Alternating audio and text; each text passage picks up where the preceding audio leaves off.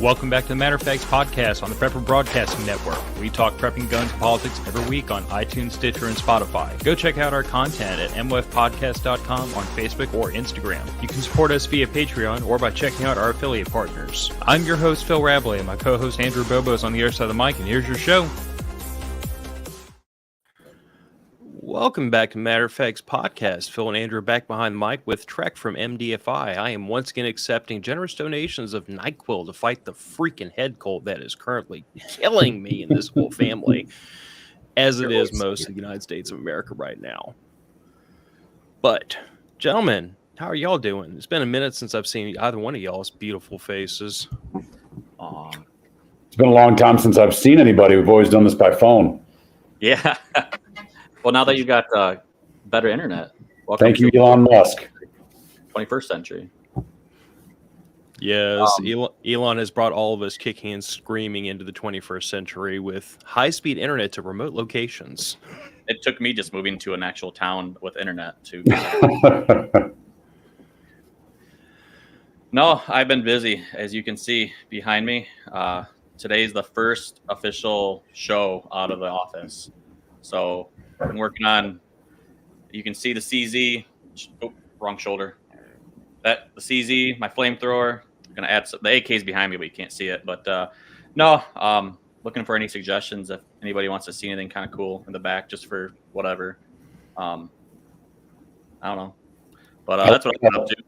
I like how you're you got the dude with the new house and you made the gun room, whereas I'll do the same thing. That right there, we literally in the middle of a snowstorm with 13 inches of snow, we knocked a hole in the side of the wall and put a window in because we needed another window in our house. So I like how you've got all the toys and I've just got the drywall that needs to get mudded back there. Hey, you have toys too. You're the reason why I buy some stuff. You're pretty much the reason why I bought night vision. As opposed to me, who is sitting in front of an entire pile of tough boxes and camping equipment. The funny thing is I'm actually sitting on, let's see if I can say this right without getting teased too bad. But what pillows? Apparently I pronounce it wrong. But I have my chair and then I have a couple different pillows on the chair because my desk was about 2 inches too high because I originally built the frame as being a bench.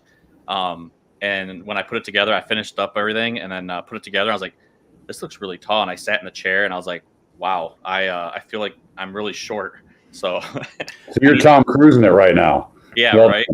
Yeah. So I need to either cut off, get a steel bit for my Sawzall and cut off about 2 inches off the feet of the desk or just get a bigger stool. See, that might have been your jerk of a co-host that set you up for failure by saying, yeah, dude, if you're going to build like a reloading bench, workbench, you want it at the right height so you can work standing up because it helps sometimes. And then somewhere between conception and inception, it turned from a reloading bench into an office desk, and that has slightly different use cases. Not as much of a leverage requirement, obviously. I'm still in awe that Andrew's place looks like a Miami nightclub in the background. I'm a little jealous. Wait, I can set these to strobe if you want. Oh my God. No. That is entirely too much. Right. So Trek, what's been going on? You wrapped up live fire, your live fire training. So now are you just kind of basking in the glory that is winter? Oh, it's just a change of gears. We wrapped up the live fire season with what I called Hell Week, which was 6 days straight. We did a 5-day contract class where we were the first company in history to do an instructor class for the Michigan State Police. So we had 20 really eager, awesome guys that came out. They were with us for 5 days. We went through carbine, handgun, shotgun, cover and movement, low light, injured shooter. It was back to back to back to back to back. And then immediately got to say goodbye to those guys so they could go off to the academy and do their shooting qualifications. And then we went to my lead instructor to Nelson Grand Rapids for our last low light handgun class of the year. And then I was supposed to teach my favorite When a Gun's Not an Option, which is that 8-hour seminar use of force class that you guys have heard me talk about. But for the first time in history, I had to cancel because I literally could not speak. I lost my voice after 6 long days on the range. It was actually painful to even give a line command. And luckily, Tim really helped me out on Saturday. I got to do a little bit of minimal instruction. And if you guys have ever been on an indoor range, it was even more difficult because we were trying to fight over the HVAC system. And even with speaker assist, I just couldn't get much volume without pain. So, I got to shift gears. We just postponed the When a Gun's On option class. It's actually coming up here in January. I'm teaching my last class of 2022, which is the Human Element, which is the Force on Force real world scenario class down in Muncie on the 2nd and 3rd of December. That's going to be a great sold out time. And then, I started teaching again in January. I'm actually going to be around this winter, but the winter it's not a lot of teaching. I'm teaching about 2 classes a month just to keep the rust from forming, but we've got lots of projects that are kicking off this year. We've got Spectacle Lake, which is getting its first members, which is absolutely huge. Lots of curriculum to update, just the administrative tasks that go along with the job. So I'm looking forward to it. We've had Snowmageddon for the past 4 days up here. We're at 13 inches of snow. Father-in-law has been out trying to shoot Bambi for the first time, and they've been mocking him mercilessly. Every single time he leaves, they show up, which is pretty funny. I guess that's just par for the course on your first hunt. But no, things are good. Things are good. It's really good to be back on with you guys. Yeah, it's good to have you. And I need to come up and see us. Bring some stakes up, and been wanting to use the old night vision and go about do a walkabout, especially with the snow.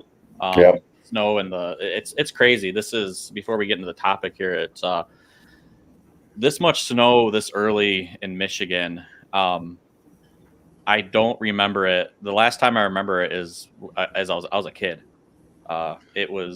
We've never had this much snow this early before. Like last year we had a dusting, maybe an inch or so on opening day, but not 6 or 7 inches that I've been scraping off my car and stuff.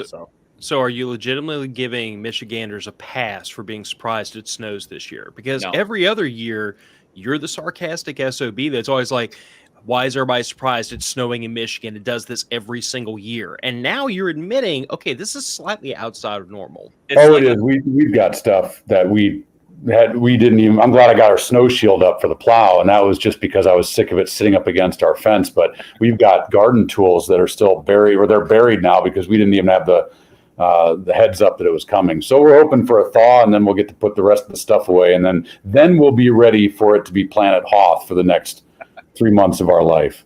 Yeah, no, it's Michigan. I'm not surprised. This is just a shock for me being from down south, because I just assume it's like this for y'all, 18 months out of the year. Nah. And it's news to me that there's actually a season for snow. No, we'll probably get, it's November. We'll probably get, I wouldn't be surprised if in December, so we get a warm snap to where, all the snow melts, it goes away. The snow, the ground, the snow definitely is helping to freeze the ground, but the problem is the ground really isn't frozen as much as it should be for this much snow. So it's not staying too long. It's been cold, so it's actually going to probably freeze and go quick, but yeah, no, it's fun. Anybody who wants to come up to Michigan right now, it's fun. But Trek, getting into our topic, one of our topics, we did September. I did back-to-back low light classes with you. And that's what we wanted to kind of talk about on this show was just the low light application and how it affects, and just kind of talk about that class. Sure. And it was crazy because you think low light, I'll just have a flashlight. But when we tested our flashlights at, what was it, 100 yards? Was the furthest we went back? I can't remember now. For low light long gun, we pushed it back. Yeah.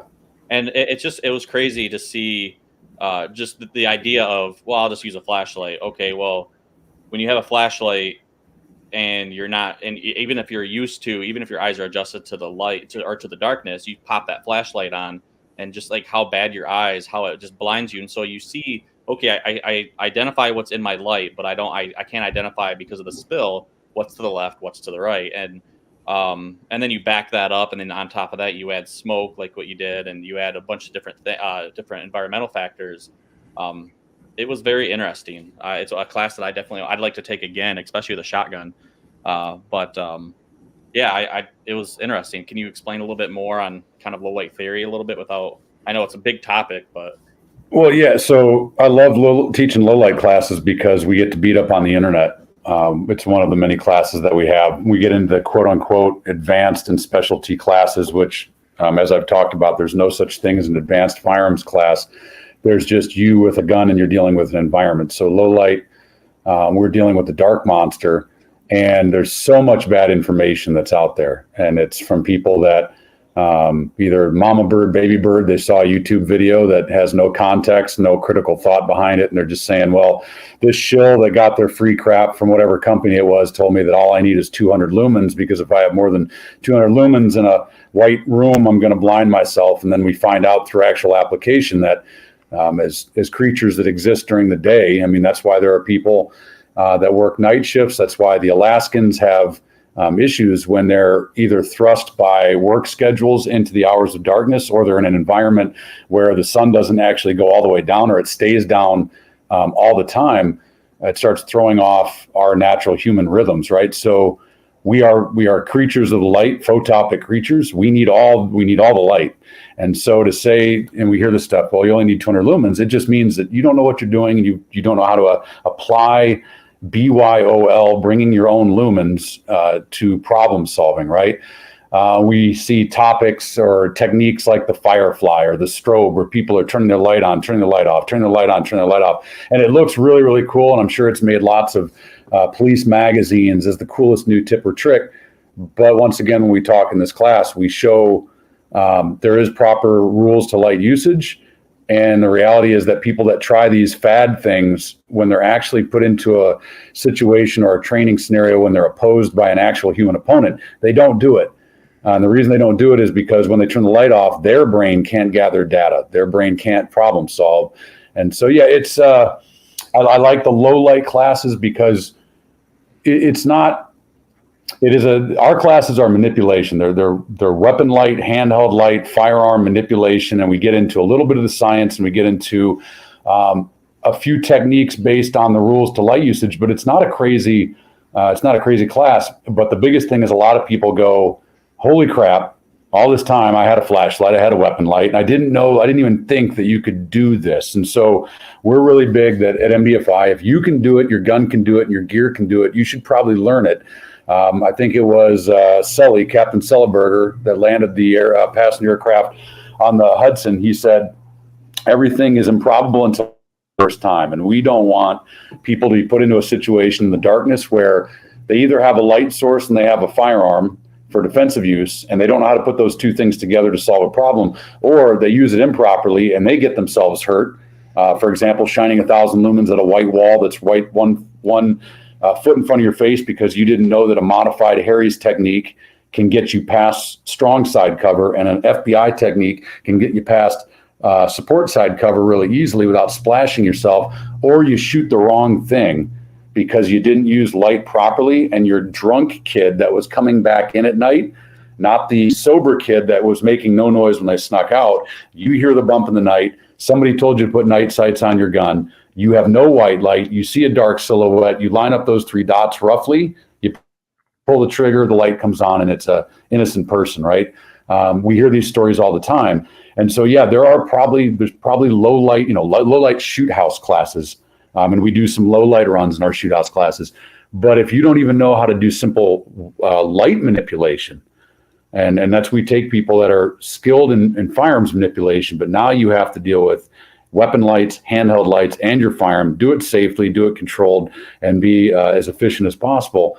I really like it because, as we know, that's when bad guys like to take advantage of the fact that the darkness allows them to hide. And I think you went through our final exercise. The final exercise in those classes would be the easiest thing in the world. If the sun was up, you'd be like, yep, there's the bad guy right there. But in our final exercise, because of the dark, we have people shoot the wrong targets. We have people that miss. We have all sorts of stuff that happens. And so I'm always skeptical to say it's the most important thing we teach, because they're all really important. But for the average person that could only take a gun or have one for own defense is very, very important. Yeah, and what's interesting is I took low light handgun, then low light long gun back to back. Before that, though, I took Beyond a Door, and we did with the shoot houses there at your home home turf there. It was interesting because with the whole like the strobing technique, you saw that as a very popular topic, or a very popular thing to do. And even I got caught, even I did it. And it was really interesting because I took Beyond the Door, and I was yet to take the low light classes. But like strobing, when you walk up and you think about, okay, well, I don't want to give my I don't want to give my position away. I don't want to give myself away to the guy that could be possibly around the corner or whatever. But then if you think about it, and the way you put it too, was when you do that, you're taking, and you're basically like, your information, like you run on information. Your processor, your brain runs on information. And when you turn your light on, you're like, okay, I see stuff, and you turn it off, you're depriving yourself of that information. And and to me, then I mean, you can go into more detail as far as like what else negatively what the strobing does, but strobing is one thing that you always see in the show, always see in the movies, you always see on YouTube, stuff like that. And when you prove that wrong, it was that was a big eye opener for me. Well, that's so. Once again, a lot of the stuff that we see, and I just to preface, a lot of the low light program that we have comes from the failures that myself and my cadre have seen in the training we received in military and law enforcement. And by taking a real deep look at why are people doing what they're doing with lights? Why are people doing what they're doing with firearms and in conjunction with lights? We use those failures that we saw to motivate us to keep getting better. That stuff, a lot like the strobe, which for those that I got my good old Stiletto Pro, it's where they're coming and they're doing that, and then they're doing that, and then they're doing that, and they're strobing all over the room, right? Well, it can be done right with the rules of light usage. The problem is they're just on, off. It gets into a pattern, like their light is failing, and then they keep turning it back on. And as you mentioned, we need to see things so we can process data and we can solve problems with the data that we've gathered. Will Petty from Centrifuge Training has a really funny thing. He said, this is what that looks like in broad daylight. You look, and then you stumble around, and then you look, and then you turn your light off and you stumble around. And that's exactly what we see. And so what we find when opposed, people that try that against a cardboard target, the cardboard target isn't going to react to the data that you're giving it. But when we put that same person into the shoot house with someone with sim gear on, or NLTA, non-lethal training ammunition gear, and they've got a gun that's going to put the bees on you, nobody turns their light off. And they don't turn the light off because they know if they turn their light off, they can't see the bad guy sneak up and then Buffalo Bill them by sniffing their hair, because they just didn't see him approaching, right? And then tell them to put the lotion on their skin, or they get the hose again. So we have to look at, okay, where did it come from? Well, like most things we see, especially in the law enforcement world, it came from someone that thought things out. And I know this from watching the VCQB program as designed by Will Petty. Well, there's a lot of guys that have stolen that material. And now what they're teaching is stuff, but they don't understand the context of it, because they took a class with Petty, they've taken the stuff, they violated their contract, but they can't answer the why. And so what will eventually happen is puke into this bird's mouth, and this bird will puke into that bird's mouth. And what happened was, it was probably taught with some critical thought, but now they're just saying, hey, strobe your flashlights, the bad guy doesn't know where you're at. You've got to be dealing with the most dumbass bad guy who literally says, oh, there he is. Oh, he disappeared. Oh, there he is. Oh, I was going to shoot, but oh, there he is. The bad guy, and this comes, Chris Costa has got one of the funniest things. He's like, when the machine is coming, they know the machine is coming. When you turn your light on the first time and they see it, they don't go, oh, that must have just been a fairy that like fluttered through the room. No, they know something attached to 1,000 lumens is looking for them. So that allows them to start readying themselves or egressing from the situation. But if they choose to stay, overlight usage is now a problem, because we are giving them data when we are not getting data. And so we take the strobing technique where they're turning it on, turning it off. The bad guy's going to see it. Okay, the bad guy knows you're there. What he's going to do is he's going to say, you were there, you disappeared, then you were there, and then you disappeared, and you were there. Bad guy doesn't care about the 4 rules of responsible firearms handling. He's just going to start shooting in the space between the flashes, and he knows you're in there. He knows full well that you didn't disappear. So how can we then look at this technique that's out there and say, all right, whoever came up with it probably did some critical thought. But now it's turned into something that's just cool for Instagram, YouTube, and action movies. All right. So what we do is we go to the rules of light usage, and light does many things for us, right? So that we break it down in the acronym SYNC, which is SINCC. That's how I teach it. I'm syncing my data. Now, I know it's not spelled properly for IT specialists out there, but that's how I teach it. We're syncing the data. So the first one is searching. I am searching for something. Cool. This doesn't have to be a bad guy. Where's my kid? Where are my keys? I'm using the light. I use this Stiletto Pro every day, and I don't gunfight with it all the time. I'm usually just turning on the admin setting and looking for something because my eyes at 43, they're no longer what they were at 20. So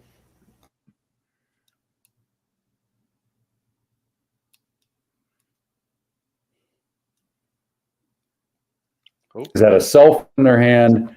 Is that a weapon in their hand? Cool. So I'm identifying friend or foe, and we hear about that all the time. PID, positive identification of a threat.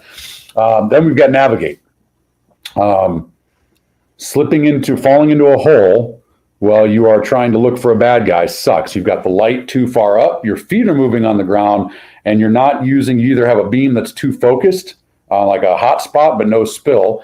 Your attention is up, and this is what gets night vision guys a lot, because your nods are amplifying light, but you're looking through these little tiny tubes. You can't see the ground, and you stumble into a small hole, and it's always awkward because not only are you dealing with lack of vision, but depth perception issues, right? So I'm searching, I'm IDing what I see. I'm also navigating from point A to point B. So through a room, making sure I don't run into furniture, because the last thing you want on your tombstone is the couch was the 2022 gunfighting champion. Like, I was taken out by my couch because I didn't see it, right? There's a really funny story at a human element class about that. And then we have the last two, the C's, which is control. If I put 1,000 lumens in my opponent's eyes, he cannot gather data. I'm getting all the data. He cannot see what's going on. We see this in force on force when it's used appropriately. It's a game changer. If you can keep light in an opponent's eyes, you got them dead to rights. Everything they do, they're done, because they can't see what you're doing. And I've seen it used improperly, where the light gets taken off an opponent very, very quick, and a draw stroke can happen in that time, and you didn't see the draw stroke, and next thing you know, your light's back on them and you're behind the power curve. And then the one that's actually not thought of the most is communicate. Light is used to communicate, whether I am signaling underneath a door, getting ready to cross through a doorway into a hallway that my teammate is holding with a long gun, and I'm saying, hey, this is me. I'm coming from the left to your 12 o'clock, across the hallway, blue, blue, and I'm strobing underneath the door. And he says, yep, I got you. He goes muzzle up or muzzle down and allows me to cross so we don't have a fun, friendly, not so friendly fire incident. IR lasers. If your entire team's got IR lasers and you're trying to take down a building, but the team commander is trying to say, hey, we're going through that door, and there's 15 doors in the structure. All you got to do is have one person, that commander, can start strobing the laser on the door. And so now you've got all of these lasers that are constant on, and I'm using a strobing light to signal that's the door we're going in. And all of us can differentiate between all those lasers of which one the commander is using. That's very common in a lot of the laser technology that's out there. And we actually just had a state trooper, one of my students, that shared something beautiful. I hate the flashlights that a lot of the Leos are getting because agencies are buying it. And one of them is to have a strobe feature on a fighting light. So you usually see it's max on, disco, good, or strobing, and then low administrative. If you're going to have an administrative task, that's cool, but it should always be after the max light. Because if I want to grab that flashlight, well, so for this gentleman's flashlight, it was max brightness, disco, good, and admin. And if you held it down and clicked it, it would stay on that mode. Well, what we find is that strobing 1,000 lumens of light in somebody's eyes is just the same as putting 1,000 lumens of constant light in their eyes. So strobing, there are some less than lethal weapons out there that use some different wavelengths. It's green.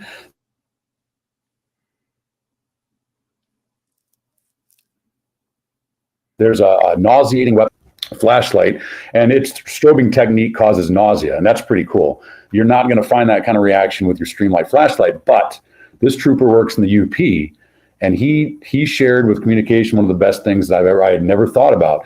He says when he responds, he's had to chase people into the woods, whether they are suicidal, they have dementia, or he's chasing a criminal subject. And what he will do is with his he carries 2 flashlights. He'll take his one handheld flashlight and he'll use it constant on for searching or pursuing. And he'll take that second flashlight, go bezel up on strobe mode behind him. And he says it's illuminating the trees with a strobe, and he can get his backup from miles away, can see where he's at by causing the umbrella of the trees to strobe light. And I looked at him and I said, that's something amazing as an instructor that I get to learn. And that was someone thinking out of the box. His backup is far, far away. He's by himself as a Michigan State Police trooper up on the UP. So here's the thing with that long diatribe. If I'm searching, identifying, navigating, communicating, controlling, my light's on. Beautiful. If I'm not doing any of those things, turn your light off. All you are doing now is giving a dark space illumination in which my opponent, if they were there, can use my light to do any of those 5 things against me. So if we take some critical thought to it of how to use a strobe technique, this is how you do it. So of course I step up to a door.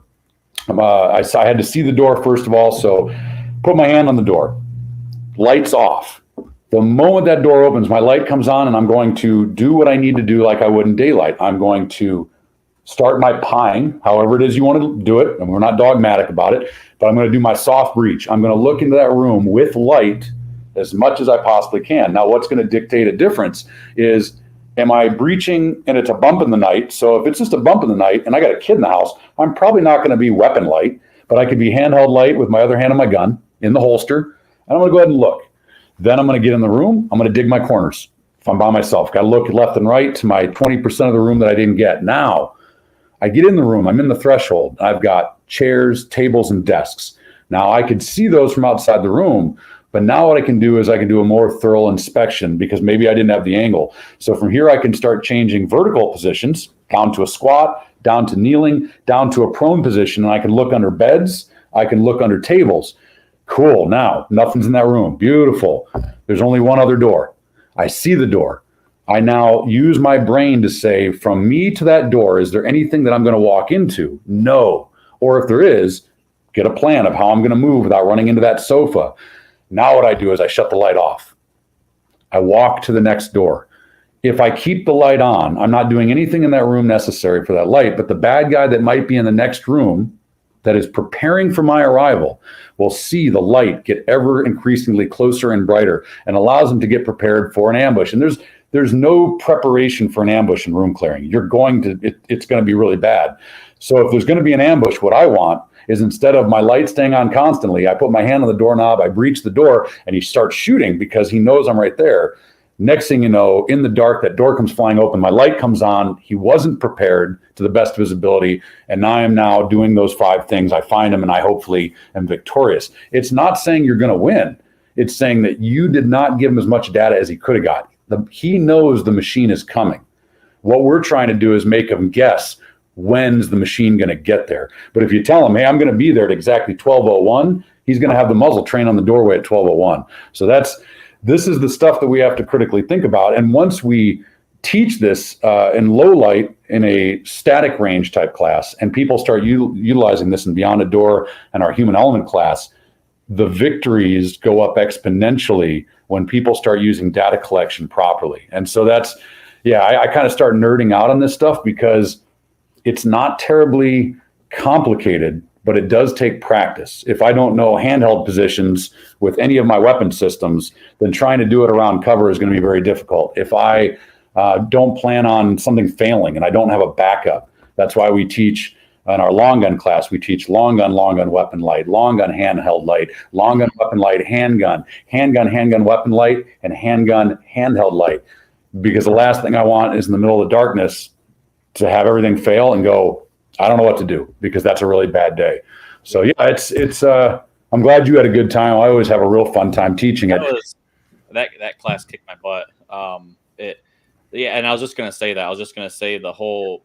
It's interesting. Like the handgun is amazing, but the long gun is definitely that one is definitely something that people, you have to take the handgun before the long gun, but you learn so much. Like you think you learn a lot. Like when I took handgun, I was like, okay, cool, I learned a lot. And then I went into long gun, I was like, holy crap, my mind is blown, because of the fact of like what you said with the different the handheld light to the long gun light to the pistol light to, and okay, well, what if this fails? And the drill that we did in the class, I don't want to give too much away from the class, but the drill that we did with going for all the way from best case scenario to worst case scenario with your rifle mounted light all the way down to you're shooting with your rifle, you're shooting with your rifle with a handgun mounted light, and then you're shooting with your rifle and then a handheld mounted or a handheld light, and you're going from the top to bottom, up and down the ladder and stuff. And that you learn so much, and you learn, okay, I have a good flashlight,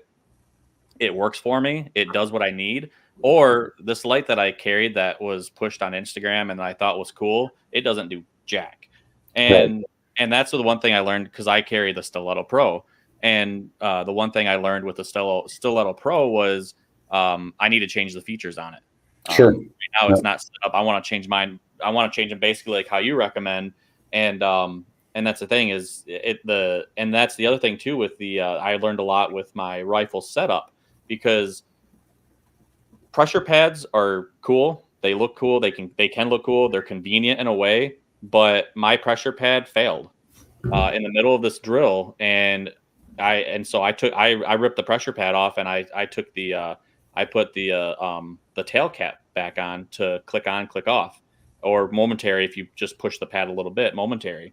But I no longer run on any of my guns. I'm not running a pressure pad, just because like I get the idea of the pressure pads, but when I did that class, it changed my whole idea of utilizing them. Yeah, we that's one of the best parts about those classes is you get to shake your stuff out. It's like when we teach foundation shotgun and people show up with their shotguns look like a Tapco catalog, and after about the first relay, half of the gun is laying on the ground because it just shook right off. You get a lot of people that shotguns start to look very basic after that class, because we find out that basic shotguns are actually some of the best out there. But no, so yeah, you've heard me talk about it. By going through not only gear shakeout, but learning these techniques, it starts to change the very setup that you have for daylight. So for long guns, I have to have a sling setup where I can not only do all of my weapon manipulation strong hand, I have to be able to do weapon manipulation support hand and not David Carradine myself with my sling. 10 points if you Google that one. Maybe not on a work computer.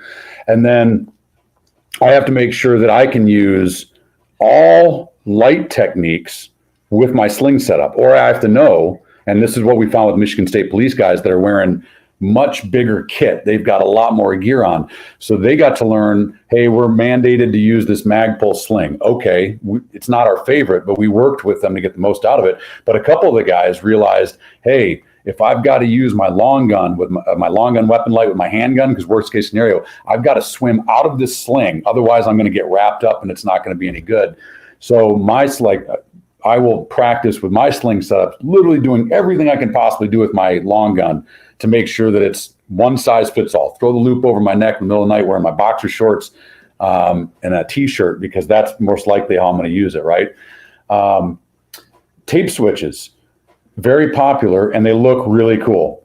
First of all, I don't like a lot of wires on my gear, because when you start to get more kit, they like to snag. I'm currently dealing with a dual comm setup on my night vision helmet, and I look like Medusa. There's like cords coming out of my head, and I'm trying to figure out, okay, I got to do zip ties here, and I got to find out how to not get hung up, because I'm starting to get into the comms game a little bit. But so tape switches, yeah, their cables aren't terribly long, but what we find, and my recommendation, and you're not wrong, I can't tell you you're wrong, because it's you need to find this out for yourself. I'm just going to make a suggestion. We do have people that run tape switches on my cadre, but all of those that do, the tape switch also has a clicky option, and that's very, very important. We had one of my cadre members that got to do the 3 o'clock in the morning bump in the night, and his AR-15 was set up at that time with a tape switch pressure only.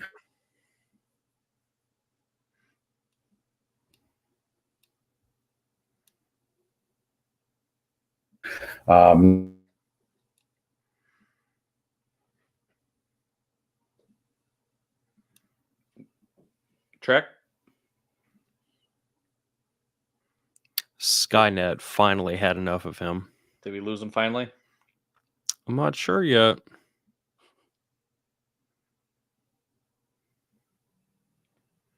Technical difficulties, folks. Give us a second to get our guest back. It was going good. It must have maxed out. Skynet was like, nah, we're done. It picked the perfect spot to shut him off, too. He looks like right? he's high. Yeah. Screenshot it, meme.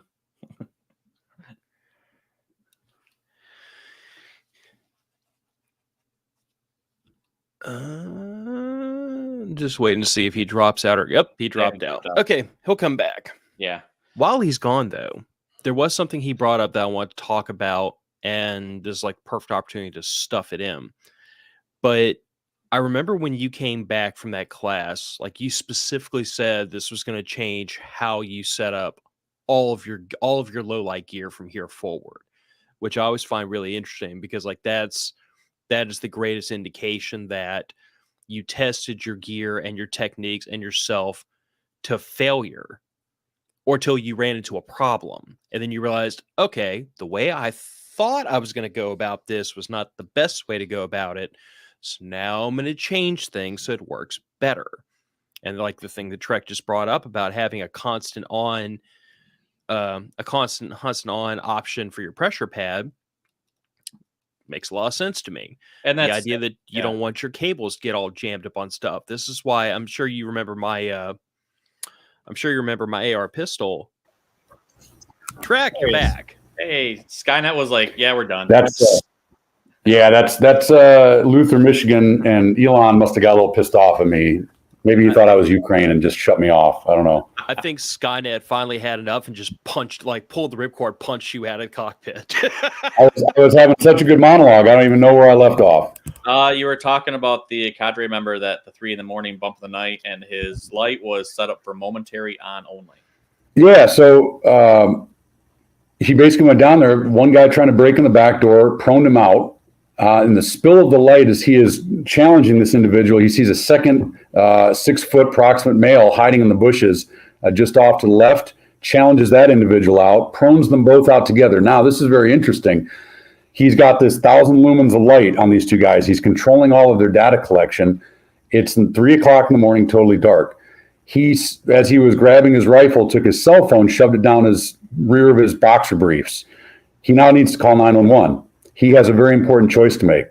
He has to either give up control with the light to grab the cell phone because it's pressure pad only, or he has to keep the light on him and give up the master firing grip and the firing controls of the gun, meaning if they make a rush for it, he's going to have to reacquire a proper grip. So he's got a situation.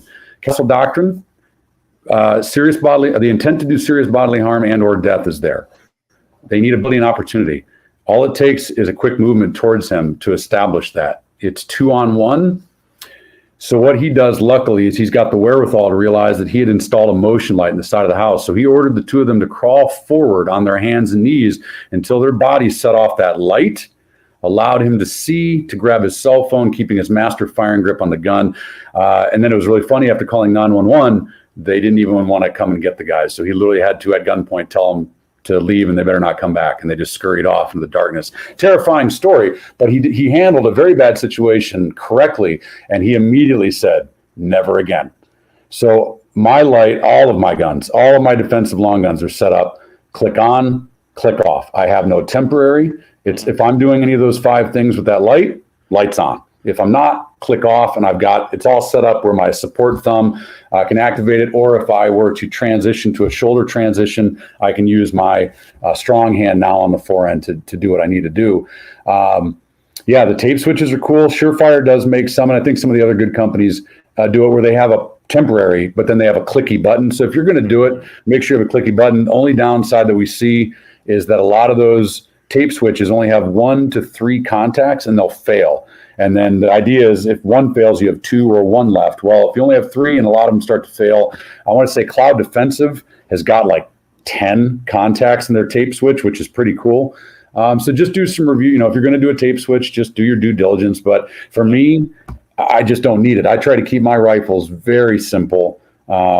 just like any of my gear. My chest rig is very simple. I don't bells and whistles, because mobility and simplicity and lightweightness to me is the biggest thing. So yeah, it's you get to shake out your gear in these classes, which is very, very important. And the best part is, a lot of people, they find out that they spend a lot of money on something that really isn't a boon to them. And that's cool. That's what gun brokers for. Go sell it, buy what works. You're looking at a guy that's probably spent $50,000 in handguns in his entire life just to find that the right one for me, because I'm trying to figure out, is there a better holy grail out there? And so as long as we don't get too attached saying, well, I spent money on it, so it can't be wrong. Well, no, it can be wrong.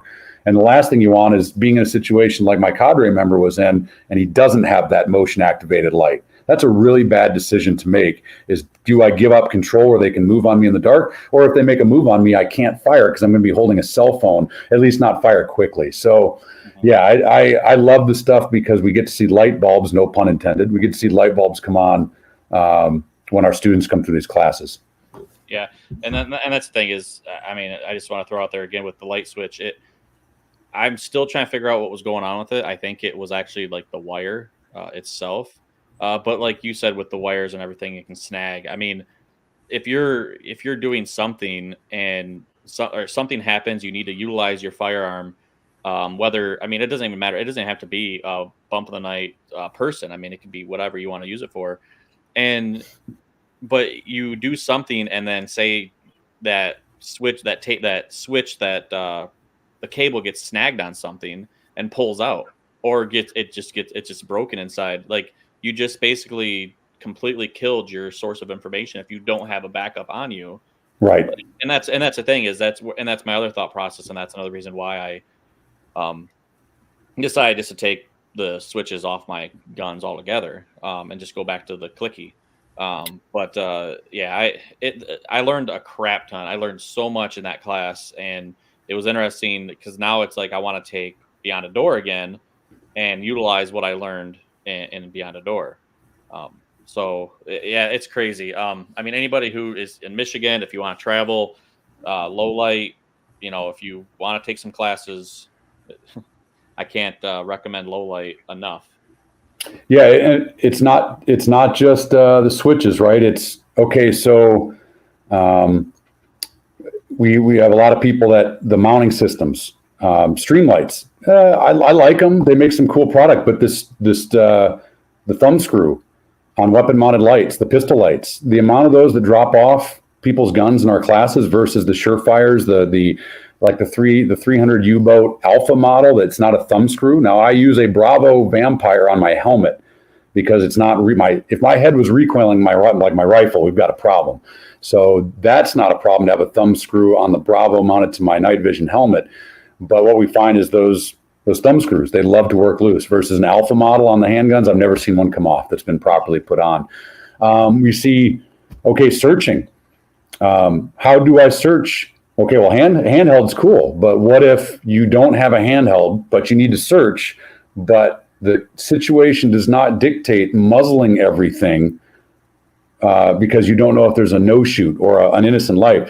So we teach how to properly use if you have to scan with a weapon light, how you can scan with a weapon light. And it's revolutionary to a lot of people just because they haven't thought about it, but it's not complicated. And it can be done based on context, right? If I'm a cop and I get, hey, it's an alarm activation. It's 2:00 in the morning at a bank. The door is broken open. No employee is supposed to be there, and I hear voices inside, and there's been a rash of armed robberies late at night. Well, I'm going to be searching with the muzzle and my hot spot of the light. But if it's a homeowner, whatever reason, they pick up their handheld flashlight in the middle of the night, it's dead. They've got a handgun with a handgun light on it. Let's say they don't have the thumb screw, the screwdriver bit to take it off of there. There are ways to search if that might be a little kid or might be a bad guy using a weapon mounted light where you're not muzzling the crap out of everything that you're looking at, right? So yeah, that stuff to me is always really cool to get people to start thinking, because when you get above a foundation level firearms class, it's no longer just manipulation of a gun. It's problem solving, and that's all we're trying to do. But we see the train wrecks of not problem solving with people that they have I got this cool B. Myers Mall, and I've got this cloud defensive light. Hey, what training have you done? Oh, no, they won't let me shoot in the dark at my local range. So let's just do it live the first time it comes up. And that's when a train wreck happens, because people shoot the wrong targets all the time in the hours of darkness. So we need to, you're basically stepping back into, hey, this is a handgun, this is a rifle, but now it's a flashlight and a weapon light. How do I do the switchology, the trigger foo, all the manipulation? I just have to at the same time realize that if I'm holding a firearm, task versus priority, the muzzle of that gun or those guns is my priority, but I still have to be very good at the task of weapon light or handheld light manipulation. Because if I can't do it efficiently, I'm now behind the power curve against an opponent that wants to make me not go home. So yeah, it's pretty cool, and it just requires homework. And the cool thing is, yeah, you can go to places like Spectacle Lake and you can do some low light shooting, but you can practice a lot of this in the hours of daylight in your basement. You can turn the lights off. You can work on this stuff dry with sims, with airsoft, finger guns and handheld lights. You don't need to have an actual gun to get some good practice in. Yeah. The other thing that really catches me, Trek, about a lot of the things you preach is you don't get locked into dogma. Like, there are very few hard rules and lots of what ifs and maybes that are situational. Because like one of the things that stands out, because you just kind of brought it up, was something that I fought years and years ago with a decision to carry an independent light that wasn't mounted to my my daily carry gun. First of all, because my daily carry gun doesn't have a rail on it, and I'm at peace with that. And second of all, because I pointed out to them, I'm like, I use this flashlight not like 99 times out of 100 because somebody dropped something on the ground, or because there's a rain puddle on the ground I'm trying to illuminate so my wife and daughter don't step in it, or I'm using it as a signaling device in a dark parking lot so that everybody around me knows there's people walking here and I don't want to be run over by a car, or I'm using it like when we first walk into a dark house looking for a light switch. I use this for utility use. And I carry that flashlight even in non-permissive environments on the other side of metal detectors where I literally cannot carry a gun or a knife, but I can carry a flashlight, which, like you accurately pointed out earlier, you burn a few hundred lumens in through somebody's eyeballs. Not only do you have their immediate attention, but you've just stopped them from doing whatever they were trying to do. And it's also an impact device. But I can carry a flashlight almost anywhere. I can't carry a gun or a knife. And for years and years, I fought with people who said, no, you have to have a weapon-mounted light. And I'm like, why? And I can never get a good answer from anybody. And I stuck to my guns and said, I use this for utility use. Yeah, if you tell me exclusively. If you tell me, hey, you're going into a gunfight at dark, do you want a weapon light? Yeah, hell yeah. Why would I want to do this with one hand on the gun and a handheld light? But you're absolutely right. Just as a funny caveat, there's one place a Stiletto Pro will not go through a metal detector, and that's the Maricopa County Clerk's office to get a marriage license, where I was told my flashlight was too bright. And when I asked for the Arizona codified law on the lumens, maximum lumens, they got really pissed off. So just letting you guys know that they will take your flashlight because it's too bright in Maricopa County. Maybe they should work on their elections before they start taking people's flashlights. But I digress. Okay. So yeah, there's no joke. Statistically, this is very interesting. Cops, now I'm glad to see most departments are giving their guys or have the ability to have weapon-mounted lights. Detroit Police Department, sorry if you're a Detroit PD guy, I had one on my cadre a while back. But Detroit PD lost their rights to use weapon-mounted lights. They had to then retrain because they were checking IDs on traffic stops with weapon-mounted lights. Like, yep, you look like, yep, that's your driver's license. Yeah, morons, right? So I would love to have it because it's hard mounted to the gun. Where the gun goes, my light goes if I'm going to fight. What they're finding, though, statistically is that, and this is funny, I've got a book that's like this thick, Andrew's seen it, and it's all the known handheld flashlight techniques. And I mean, it's back in the 1980s, early 90s, everybody wanted their own handheld techniques. They were just making some crazy stuff up there. We don't teach many. We've taken ones that are ideally good for searching, but can also be used for fighting. We teach a few that are used for fighting, but we're really big on the ones that are primarily used for searching, but can also be used with fighting with a gun. And then I teach a Harry's technique, which not only makes you look good in a cop TV show, but the only reason we teach it is because it's really good for strong side cover usage. Because statistically what we find out, and I have not seen it, and I would love it if somebody would show me, I have yet to see a chest camera or dash camera of a law enforcement officer starting a gunfight with one light position and changing to another one, meaning they started with a handheld light and then dropped the handheld light and went to weapon mounted light. Or they were in modified FBI saying license and registration, and then the bad guy went lethal, and they were like, into syringe grip or into Harry's. I've never seen it because it's a 3 to 5 second gunfight. It's license and reg. Holy crap, that's a sawed-off shotgun. Blam, blam, blam, blam, blam. And that's it.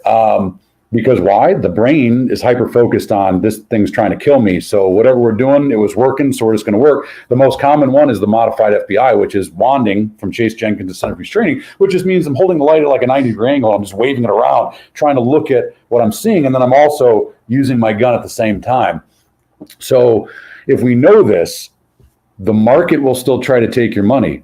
Look at Surefire's combat grips, the syringe grips, the rubber ring. It's really cool. Yeah, when you're locked out like this and you've got your flashlight holding a syringe grip like this, that's cool. But you know what? I don't walk around my backyard like this. Hey, what was that bump in the night? And then all of a sudden, like, yes, I've been waiting my entire life. Voltron powers activate. Like, it doesn't happen. The neck index, the temple index. I don't walk around my backyard. It's cool. When I bring my gun up, I'm getting some really good spill. And I've seen guys on Instagram, they're like, same time. So yes, it's a good fighting technique. As I'm drawing the gun, the flashlight's being drawn into position. I'm locking in, illuminating, getting a little bit of light in the back of my gun and go to work. But nobody's walking around their backyard like this. So I really like the wanding, getting people used to this. And then say, okay, now the fight's ongoing. So we're going to teach Harry's to get around strong side cover. I'm going to do FBI to get myself around support side cover. And those are just cool techniques to use if I need to start working structures and I don't happen to have a weapon mounted light. But I do not carry. I've been carrying a gun professionally since my 21st birthday. I'm now 43 years old. I have never carried, other than on my hip in a Safariland bucket working on my property. I don't conceal carry a weapon mounted light. I just prefer the comfort, but I always have. And I will turn my car around if I forget my handheld flashlight. That thing is just as important as my blaster as far as I'm concerned. And I make sure it's charged and ready to go every single day, because if I can't see it, I can't solve it. And there's a lot of people out there that are taking some big Hail Marys. And I think, Andrew, you probably saw it in one of our last exercises where people are like, I don't know, let's just find out and see how this goes. That's a really bad choice to make in the hours of darkness. Yeah, no, I agree. Yeah, it's if anybody, I mean, if you want to experiment, I mean, you can definitely just at your home, take your gun, take your long gun, take your pistol, of course, make sure they're empty and all that stuff. But I mean, go through your home and use your light, and mess with your gear and train with it. If you can't get to a range that does live fire at night, just do some research, take some of those principles and walk your house and see what works and what doesn't work. And and you're going to find out what works and what doesn't work when you start doing it at night. And luckily, if you can get your setup there's no perfect setup. My setup is not going to work for Trek or for Phil, and as it might work for me, but just work with it, learn it, and keep pushing it, make it better if you can. But yeah, the biggest thing is just using it. That's the biggest thing, is because and that's the thing, is I'm guilty of that. Up until the class, I messed around a little bit with, inside the house and everything, kind of doing some low light stuff on my own, but I never went to the extent as what I learned in the class, and now taking it and learning it, and taking it and applying it back to coming home and applying it at home. And I never really thought about doing that before the class. Like and then it's like, oh, well, it's always, I have lights. I have, it's always, I'm awake during the day and at night, whatever. But the house I just bought, the bedrooms, I have 3 bedrooms and they don't have light switches. They have, it's an old enough house to where they have like ceiling fans, but you have to walk into the room and you have to, you click on the ceiling fan from the pull tab at the ceiling fan. I don't have switch on the wall. I'm gonna throw this out there. If you get in a gunfight in your house, it's gonna be like a freaking John Wick with the lights behind you. I mean, I'm just throwing that out there. It's gonna be like a John Wick movie. No, but and that's the thing though. So I went through my house. It was the other day, and okay, so what do I do if something happens downstairs? I know where light switches are, but with my pistol, okay, do I If I need to clear my house right now, like the pistol, I have a weapon mounted light and I have a flashlight next to my bed. But it's like, okay, well, what do I do? Okay, if I hit the wall this way, I get spill going off into this corner. If I, and learning that in your house and learning, and it doesn't even have to be in your house, but learning how to utilize spill and utilize everything so you can properly identify whether it's for some reason I forgot that I met somebody at a bar and she's trying to sneak out, like whatever it is, like you want to make sure you can properly identify what's going on and either use lethal force if necessary, or oh crap, that's that's so and so, that's I forgot, I had a friend coming over that to game or something, I don't know, but you want to make sure that you can properly identify without muzzling if you don't have to, especially at night. Context is going to dictate that, right? Yeah. So yeah, it's I mean, I can't beat it enough into people to, if you want to take a class, if you have a low light class in your area, or it's a class that I believe everybody should take. Along with you, it's when a gun's not an option. I think those two, when I took when a gun's not an option, and then the low light classes, those are probably the two most important classes that I took this year with you. And they're the most, to me, every class is informative, but to me, they're the most informative. My mind was blown of how much I learned for my gear, what works and what didn't, and then also just knowledge. It was crazy. So, but yeah, Phil, what do you got? You've been quiet. I've just been letting Trek go, but yeah. I do want to interject one little bit of sarcasm. I had to let loose on a coworker. You two will appreciate this. I carry a light. I've carried a light every day in my back pocket for years and years and years. It's a little Streamlight 1L. It does the job for mostly being administrative use. And that one time in a million, I needed to do something serious. It works perfect, and it's small and it's compact. But I get razzed by my coworkers because I work in an office building with lots and lots of people who don't think the way we do. And they all think it's hilarious to mess with the crazy prepper in the group that carries a flashlight and a tourniquet to work every day. And they asked me one time when we were offsite doing a remote training at the local university, they were like, why do you always carry a flashlight? And I said, because I'm not one of Alex Jones' lizard people and I don't see very well in the dark, which was a very tongue-in-cheek way in a room full of progressive Democrats to basically tell them, piss off, I do it because I feel like it. But, seriously, like I don't see that well in the dark. That same week while we were at that training class, there was a power interruption on the university. The lights shut off. The emergency lights did not fire on for some reason.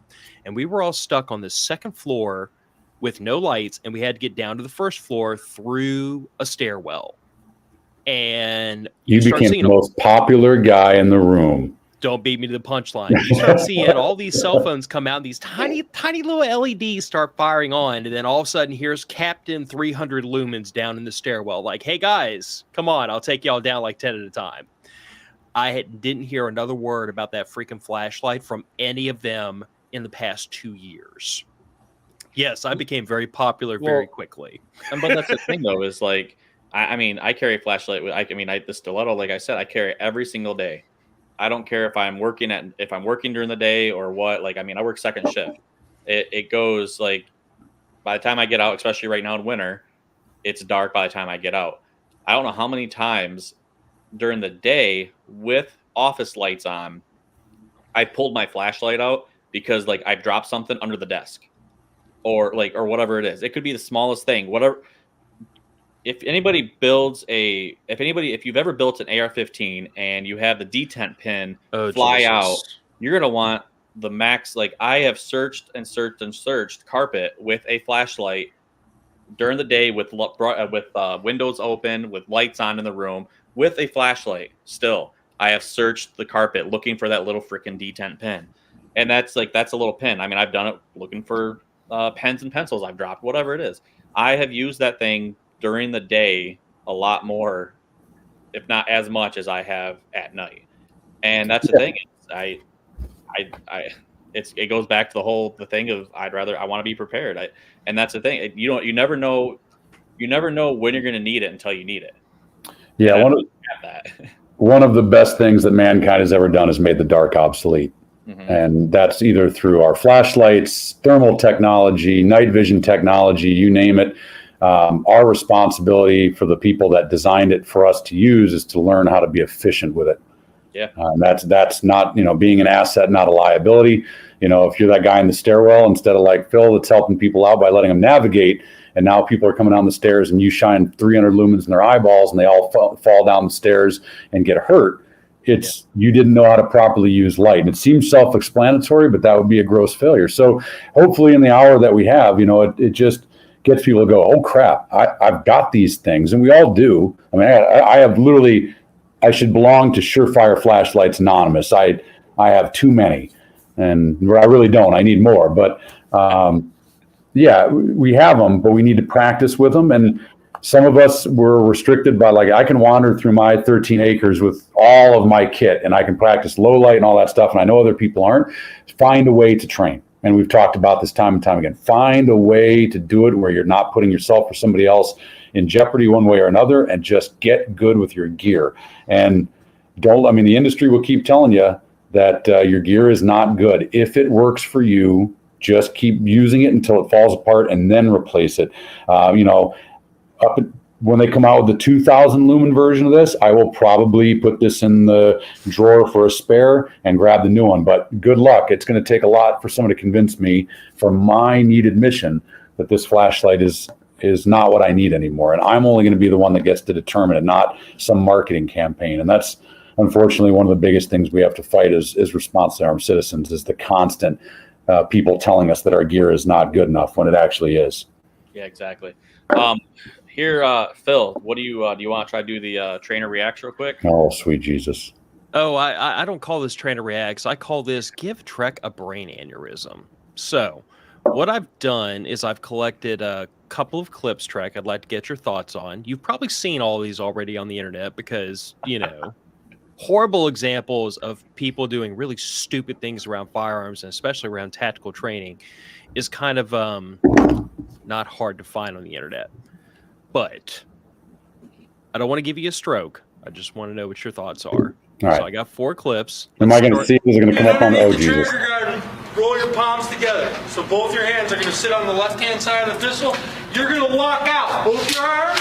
You're going to push with your right and pull with your left. Focus on that front sight tip.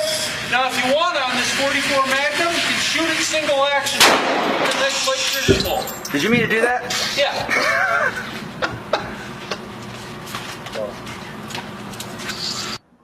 Did you mean to do that? Yeah. Yeah, so I really hate you, Phil. My instructors, when they send me video clips before I open the link, I say, will this make me laugh or make me mad? And I will not open them if they're going to make me mad, because I get videos like this all the time. So I use this exact video clip. This is a rattlesnake. I call this a rattlesnake, and I've used this. It's the only thing I can fault this guy for, other than the ND into the ceiling, he's going to have to answer with the company, whoever's roof that was, is that he is knowingly putting other people's lives in jeopardy because he's trying to do something that he clearly does not have the competence to do.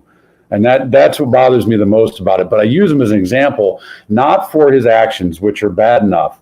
But if you notice when he's handling that gun, how the people there that are his students are acting, they are acting like he is a rattlesnake that is coiled up, shaking its tail, and they are terrified of what he might do with that gun. And I tell my students, if you're that person, if we teach you this stuff and you just are riding that ragged edge where every time you hold a gun, the people around you are looking more at you than they are at enjoying themselves learning, I'm going to safely walk you off the line and you're going to go home, because what happened was this guy bit somebody, and it wasn't that he shot anybody. He could have killed somebody because of being irresponsible with a firearm. I mean, this is a classic. I think my blood pressure probably spiked up a good 10 points on it. And that's the thing is, before we go to the next video, I remember in class, I remember in one of the classes with you, like you explained, I don't know if I can't remember if you're referencing this guy or what it was, but I mean, you were talking about, hey, if you don't feel comfortable here, hey, you can take off. But you say it I've heard it in a couple different classes with you, is if you're taking a class either here or you are taking it somewhere else, And all of a sudden, like, I mean, you're seeing something from students, you're seeing the instructor, you're seeing something from the students. The instructor is watching them do this, and they're not correcting them. Right. It's best for your own safety for you to leave. Just, Yeah. hey, sorry, you know what? And it sucks because in today's economy and stuff, it's like, hey, you know, I just spent this much money on this class. Last thing I want to do is not get my money's worth. But one, I don't think you're going to be learning very much when you're trying to watch out for your safety in general. But two, I mean, I'll pick up a couple hours of overtime and I'll get that money back. Right. I want to be safe. So, yeah. Before we move to the next one, there's just two things I want to point out. A, that's a booger hook on a bang switch. Right there. Right there. That's the hammer back single action. Rule number 3 violation. Yeah. Yeah. And then here's the other one, because this is the part that just where is it? Where is it? Right about there. Yeah. Do you see how close this guy came to doming himself? Yeah. When that revolver cooked back. And let's all bear in mind, for those of us that are really well acquainted with firearms, that is almost certainly a double action, single action revolver, which means there was every likelihood that his finger would have come far enough off that trigger to reset it and then squeeze another one off. So yes, this is kind of ripe territory because most people have seen it, but I figure we start Trek out. Start them out slow. I hope you got better videos, because I can see Trek's face and it went. I'm scared of what better videos mean, to be honest with you, but okay. Not a video like that, but I said we were going to start out slow. Okay. Trek hasn't seen this one yet, I can tell already.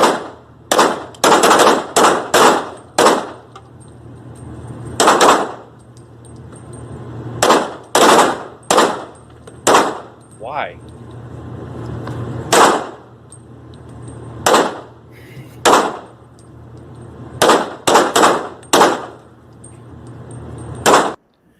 I don't think we need to belabor the point. That happens for about another minute. He just runs back and forth on the firing line. My favorite part is that he's trying to fool them by doubling back real quick. So congratulations, haha, you have fooled the student. Oh, I'm dead because I fooled the student. So, okay, this derpy stuff needs to stop now. We have to acknowledge that when there are a certain level of training, and we're talking guys that are real deal door kickers, and they're doing opposing corners, live fire shoot houses. They're doing stuff not like this jackwagon, but they're doing stuff very similar. They're going to be technically facing one of their teammates with a rifle, and then muzzle orientation becomes very important. Okay. Running back and forth like this in a class that clearly doesn't look like, I'm not seeing a lot of stuff that strikes me like these are special operators. What is the consequence of failure for the task that you are trying to instill? Okay, so let's break it down. You are trying to get people to pay attention to their surroundings while they're engaging a threat, worrying about not hitting an innocent person. Okay, that's very important. That is a very important thing that can be trained. So then the instructor, whose job is to teach and go home at the end of the day, says, you know what I'm going to do? I'm going to run downrange on people that might be doing this for the first time. And the consequence of failure for me is I get shot by one of my students because he's literally trying to fool them. He's like doubling back real quick. Well, if he wins, he dies. So here's a crazy thought. You rig up a pulley system with a target, a cardboard target that can go back and forth, or a 3D dummy, and that gets the same training across with the consequence of failure, meaning, okay, they put a hole in cardboard. This jack wagonry stuff, but I have to, it makes me mad, but we're sitting on top of an iceberg of critical thinking. At least I'd like to think that that's what we're doing with MDFI and the things that we do. This stuff can be done. We're not putting a human life in jeopardy. Is there going to be a time where maybe this level of training needs to get there? Sure. Not for the average person, especially not even the average cop, because I guarantee you they haven't done the steps and steps and steps needed to get them there. But I have to look at my training. It was very common And I know for a fact the U.S. Air Force is still this stupid. I would bet money right now if I went to Ellsworth Air Force Base that if I were to get on their radio net to the guys that are out there protecting the B-1 bombers in the PL protected level 3 area with their M16s, their 249s, and their M203 grenade launchers. And I said, exercise, exercise, exercise. We have an unauthorized engine run up, and there's been one subject, male, brown hair, 6'2", and what they did is they took a teammate and took their blouse off, and they've got their camouflage or their ABU pants and a t-shirt, and they're out there running around the restricted area like a bad guy. All they're going to do is those guys with those real guns, with M9s that are chambered and M16s that have got a loaded mag in them, they're going to go out there and they're going to do an exercise and point those real guns at their teammate. And they're going to challenge their teammate down with those real M16s instead of a supervisor coming out to the area going, hey guys, I need your live guns, hand them to me. I'm going to be your real world protection for these. Here's your M4, here's your M9, and these are all red guns. Exercise, exercise, exercise, go for it. And then at the end of it, go, I need the red guns back. Here's your weapons. This stuff, and I just saw someone on Instagram saying, oh yeah, we just clear guns out and we point them, we use them for training. Okay, I get it back in the 1960s where there wasn't blue guns and red guns, but even then they probably could have taken an entire cylinder out of a revolver, taken a slide off of a semi-automatic so you break it down to frames. I've done that when we're doing VCQB and we need to show something, we will take the gun completely apart. So I've got a plastic frame.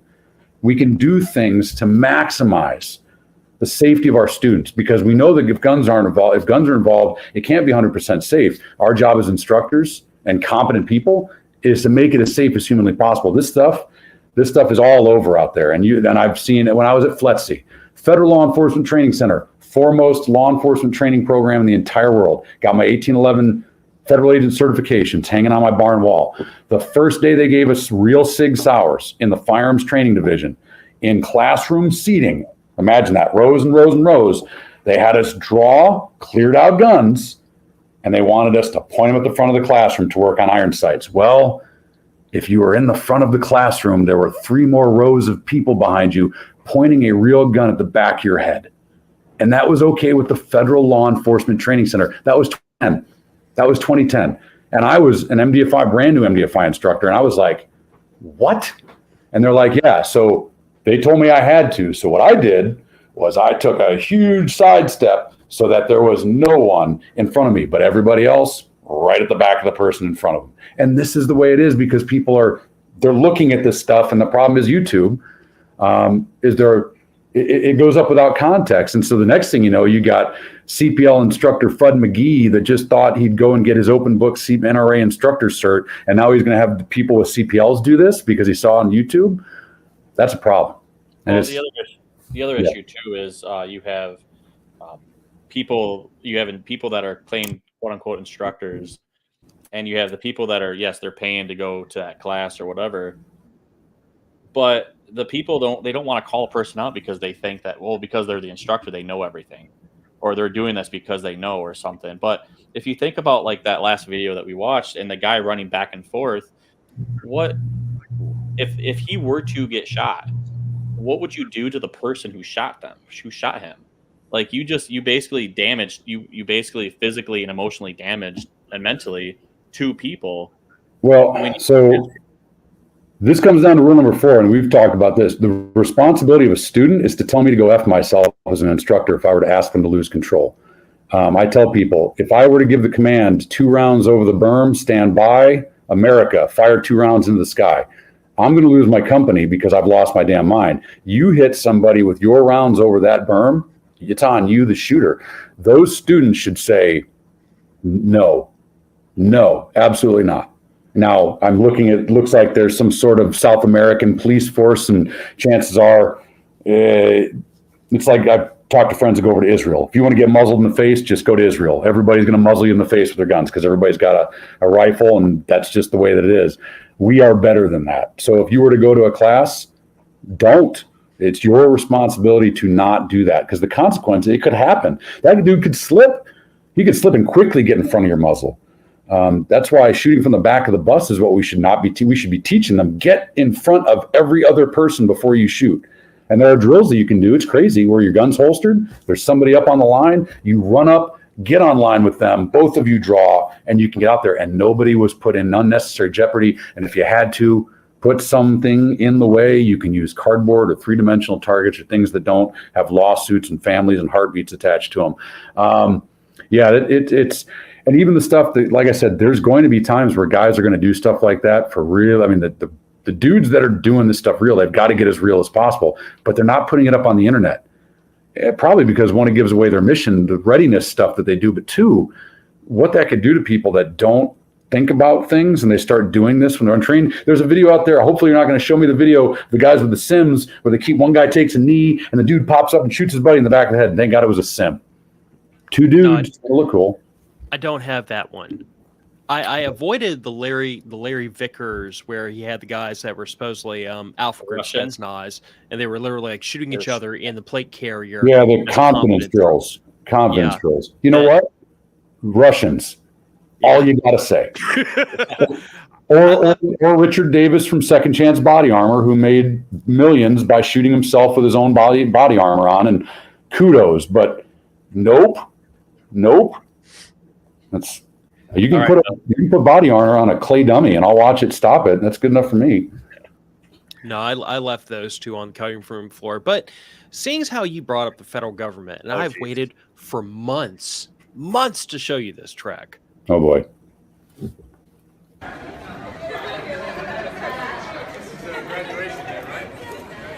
First of all, do you recognize this video? That's IRS. Okay. On that plate carrier. Okay, haven't seen this one before. I'm gonna turn the volume down a little bit so we can talk while this winds up. Remember when it came out recently, a few months back, they were talking about arming IRS agents, and the whole country lost its damn mind asking why tax collectors need guns? That's when this started recirculating. This is an IRS firearms training video, I think from about 15 years ago or so. I thought it was 2017. May have been 2017. This isn't recent, but this is a legit video from an IRS firearms training. What in the hell is going on here? Wait for it. Count the number of screw-ups. Oh, jeez. Take a shot every time you screw up. Please, federal agent. Freeze. Put your hands up. Put your hands up. Got an arrest for you. Where's that hands up? Put your hands up and stop moving. What are you looking for? Do you have any weapons on this, sir? What are you looking for? Look for Ashton Campbell. Where's that? No, sir. Stay put. That is not Ashton Campbell. Oh, that man. Do you have any weapons on you? I'm not saying nothing. Sir, do you have any weapons on you? I don't even know who you guys are. I'm not saying a thing. Sir, I'm I'm not an saying a IRS thing. special agent. Do you have any weapons on you? I'm not saying a thing. I remember when this started circulating, how I counted, I couldn't remember how many I counted at the very beginning, how many times people were flagged. Take your weapon, please. Well, everybody asked me. I don't know. Yeah, I'll take the volume down while we let this run out. Like, But you think about, I mean, being us three being who we are. I mean, I'm not saying I'm anybody special, but like Trek being an instructor and stuff, and I mean, just being someone who's firearm conscious and who is safety conscious when it comes with firearms. All three of us are. Like this one really drove me up the wall. I mean, the guy running back and forth definitely threw me, kind of got me thinking about his life choices. But this one, yeah, when they're entering the room and all of the times that they were flagging each other, and it's just like, what are they teaching federal employees? hold up, I'm waiting for it because I was really, my biggest fear was that in those red and blue guns there was a real gun and somebody brought one into the training scenario. I'm happy that's all it is. That's sad. I'm happy that's all it is. Yeah, I was looking at all the guns. The one first time I rewound this and looked at. Okay, I'm counting. I'm looking for a real Glock. Like I'm looking for. Right. But this guy's grip coming up too. I'm like, well, you're gonna break your thumb. Yeah. So the things that jumped out at me most immediately was absolutely not one of these chuckleheads dug that corner right beside the door. Like a couple of them at least glanced in its general direction, but like not one of them cleared the corner. And I just thought to myself, I'm like, I don't have like the world's greatest expanse of tactical training, but a bit. And if I were going to set up an ambush, that's exactly where I'd set up. So I'm going to give, train wreck, sure. I'm going to give context is very, very important. This could be day 2 of some sort of federal agent training. And what's going to happen after this is they're going to get a hot wash of everything they did wrong. So you're always going to see failures in training. What only makes me mad, I would definitely hot wash. We got a muzzle orientation, our challenges, like, oh, please, sir, turn away from the sound of my voice. Like, we need to work on controlling, you have that controlling presence, controlling voice, but there's no, and I don't have the context. I would like to think this has been a sterilized space, that the role players are not, they've been patted down. They don't have live weapons on them. It looks like all of the trainees have training weapons. Yeah, this is the stuff that I'm okay with because this is failures. I mean, and Andrew, when you took me on a door, we had people, train wrecks. We had absolute train wrecks happen, but they were safe. They were procedural things that we hot wash on and we say, hey, let's do that again.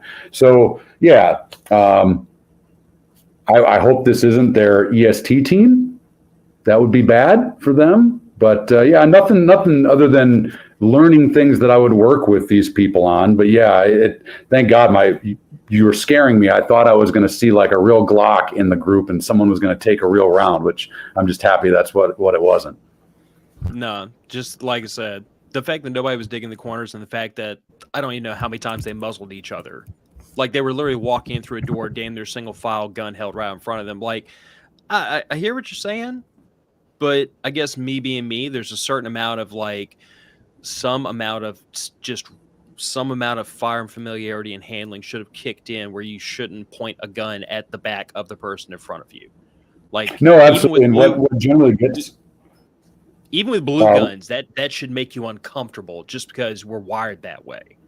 No, and it's very interesting you bring that up. So what generally happens to people on a square, and this is why getting into quote unquote advanced and specialty training is important. You teach people the 4 rules of responsible firearms handling, and they do a good enough job to get through a static line class where workspace here, I can work with my gun, I can do all the manipulation I need to because I'm standing and the person next to me is standing. But then when I'm on a kneeling position and I'm working like this, and there's somebody up here that's standing on an advanced class when we're moving, this is the stuff that we see happen because they try to put their control from one environment in a new environment, and they're not thinking. And that's why when we've talked about range rules that get so autocratic actually make members of clubs dumber with guns because they can't critically think. And so, there's definitely stuff to work on, but I guarantee you, if those cadets had been on the firing line for real and they tried that stuff, there would have been instructors jumping all over them. Hopefully those instructors then said, hey guys, let's go through this video. If you did that on the line, we would have booted you out of here. And look what you did to your buddy's head. Why don't you apologize to your buddy for blowing his brains out, and you can write his wife and kids and say you're sorry. And that's what the learning point is. And hopefully before they ever get sent out in the field, they've got a hell of a lot more control in that. But I see quote unquote firearms instructors that carry M60 or AR-15s like loaves of bread and sweep all their buddies because it's not loaded. So it comes down to the individual. Right. Yourself using your vehicle. This is the last one. Now, for context, because we're going to run through this quickly, this is if you're in a truck and you encounter an ambush, this is how to respond. I've just got to get to where the Mall Ninja Shiite really starts. It's impressive. Now, bear in mind, Trek, you are in a truck, you are being shot at. The first thing you do is throw the door open, hide behind it, get in the back seat. I hit the gas and get the heck out of there. Trek's actually been trained in what to do if you encounter violence of action in a truck, which is why I know that he's tried really hard to hold his composure, and I'm proud of him for that. But I know there's some part of him inside that's shrieking like a lunatic. Well, this video, wow. Ninja roll and everything. My biggest concern is I'm hoping this is satire. I'm hoping it's satire. If it's not, God help us all. So here's what this is. There's other than completely giving up his master fire and grip with a real gun to get off the ground. There's like people that can teach you how to not do that, control your gun. So here's the biggest thing about it. This is what happens when we're not just talking about the bad info. You're in a supposed gunfight with your brand new, what is it, Tacoma? What kind of vehicle is that? A nice truck. A Tundra, yeah. So you're doing things in your quote unquote training to your students so you don't put holes in your real car, when in the fight for your life, that vehicle is worth nothing. So you're going to put rounds right through your vehicle to save your life and not care like this stupid crap that he's doing underneath the doors. So if you get into the VCQB program, highly recommend it. Anyone should work their way through the skill set needed to get there. It is a hell of a program. It's data driven. Getting and staying inside the vehicle is one of the worst things. The rounds that come in those vehicles, they're auto-corrected down and into the inside of the vehicle. We tell our law enforcement officers, hey, stand in the V of the door. What do? Under fire, they dive inside. Where all the rounds go and they hit the windshield, down into the high thoracic cavity area where the guys just dove. Where's the safest location? Back of the vehicle, stacking pillars. Even rounds coming in 308s from windshield to back of the window will not make it through one or two rounds because they're deviated into the inside of the vehicle. If you stay in that vehicle, you're dead. Those things love to soak up rounds. If you're in there, it's a bad place to be. That's why you want to, even the data they've gone so far, trying to drive off the X. It is faster to draw and port through the windows and windshields around you than to try to rev. Even if you're foot on gas in gear, it is faster to fight than to try to drive away, because the time that it takes for the engine, the drivetrain to engage, and then you're just absorbing rounds as you try to drive away. So if we wrap this thing up, I know I don't have a lot of time, I could totally nerd out and give all credit to the Centrifuge VCQB program, because you get to see it. Even in the 2-day open enrollment class, you'll get to see the data. It'll make you change the way you look at vehicles. But the biggest thing is get out, stay controlled, get to the rear of the vehicle, and fight from an elevated position to the best of your ability, and know your vertical movement positions. Thank God. I'm just glad that he didn't shoot himself, because I get too many videos of people shooting, not just themselves, but innocent people. There was just a cop in California that was disassembling his Glock, round in the chamber, shot himself through the hand, killed his buddy through the upper torso. CBP officer in Miami just brought a live firearm into a sterile training area and just killed another instructor. I mean, these are the things I'm getting every day. So these were actually kind of a funny, make me laugh, make me cringe, but this is not as bad as it gets. So I don't mind this segment. Well, I was trying to stick to cringe and not. Yeah, right. But Trek, we'll let you get going. Thanks for coming on. Where can just for reference here, I know MDFI for the most part's off of a lot of social media. But where can people find you, especially with the Spectacle Lake coming up? So MDFI is no longer active on Facebook or Instagram because the Zuckerberg Spectacle Lake is not just owned by myself, so it is on Instagram under Spectacle Lake Outdoor Club, all one word. That's a completely different entity than MDFI. MDFI is trainmdfi.com. We are now on Twitter. We were banned before we ever made our first post years ago, but because of Elon Musk, I have brought the company back. We are active. We've got about 10 tweets, and we're just doing our advertisement. We're on Gab, Parler, MeWe, all the stuff that nobody even talks about anymore. We do have some social media presence, but word of mouth is our biggest thing. 2023 season schedule is now open for the public, and things are filling fast. Dark Angel Medical is over half full. Dart 2 is over half full. That's the Moulage class. Our indoor classes for the winter are doing very well, and then we'll start our outdoor season at the end of April, and then we have about another 60 classes on the books. For those that are listening, get your time in with me in the next 2 years, because as of 1 January 2025, I'm going to be stepping back about 95% from the open enrollment classes and focusing on our law enforcement and private training stuff. So I'm looking forward to it. I'm well over my 16,000 hour mark at instructing, and I just love it. So I'm looking forward to recharging the battery this winter, and I'll be back at it in April. Awesome. Well, thanks for coming on again. Really appreciate you. It's always seems like Phil and I will talk about something, then like last minute we're like, hey, let's get Trek on. And so I'll text you like 2 days before or whatever. But no, I really appreciate you coming on. And everything that you've been doing with the classes, and it seems like you're always trying to push MDFI to be better. which is interesting to see from, I mean, honestly, like I'm being upfront with it. I've never really taken classes with outside instructors, or I can't say outside instructors, but with other instructors. Just because like MDFI with the cadre that you have, it's filled a lot of the niches. Like it's filled a lot of the questions that I have, and you have a good cadre of people, competent instructors, guys from all walks of life, different backgrounds, which is great. And I don't know. It's seeing what you've done with MDFI in just the couple years that I've known you. It seems like you're trying to make it. You're always trying to push it, make it better, and that's always good to see. Not just from a business point of view, but also from just a firearms point of view, because there's so many people out there that, hey, I can be an instructor, and so they do. Okay, well, what sets you away from this other people? Well, you have 3 shoot houses up north in your property that you offer, to classes and stuff like that. And not everybody has that. In Michigan, especially, you can't find a lot of shoot houses.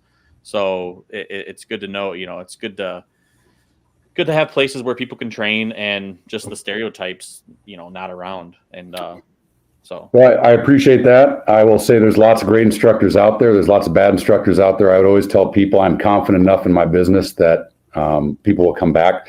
Even if they go train with other people, all I would say is as long as that school has control standards and holds people to a standard, you can even learn from bad instructors. As long as they're not unsafe, you can learn from bad instructors, and hopefully we'll see people back if they do branch out. And we are always trying to improve. So I do appreciate that. Yep. Well, we'll go ahead and wrap this one up, kick it out the door. Trek, I appreciate your time, but I know we can't hold you for another hour to make you scream, cringe. Just have to have me back. Yeah. All right, guys. Matter of Facts podcast heading out the door. Phil, Andrew, and Trek. Say goodnight, everybody. Good night.